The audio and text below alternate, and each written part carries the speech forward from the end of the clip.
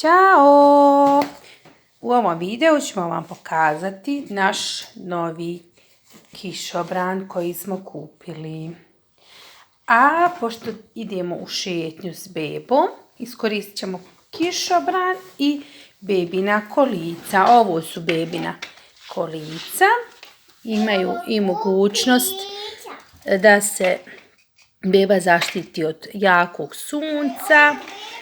I imamo korpu u koju možemo staviti razne stvari. Vidjet ćete kako ćemo staviti kišobran u kolica. Ovo su točkovi, mogu se sklopiti, ovdje možemo podići ovu.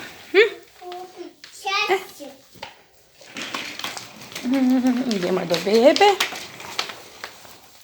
Idemo do bebe. To su bebe, Mede, svi spavaju. Uzet ćemo ovu bebu i šaranu svu, stavit ćemo je u kolica. Tako. Beba se spakovala. Hoćemo li bebi staviti vodu u kolica? Da. Dobro. Bebi vodu da spakujemo.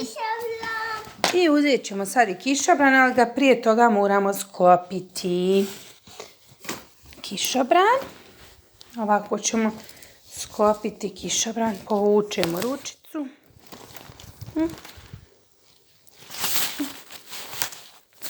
Dobro. Kišobran je sklopljen. I stavit ćemo ga evo ovako tu i ovdje dole. Evo kako to sad izgleda. Nismo ga do duše umotali, ali nema veze. I evo kolica s kišobranom se mogu sada voziti. U slučaju da počne padati kiša, nikakav problem, stavimo samo kišobran, pokrijemo bebu i nastavimo s našom avanturom.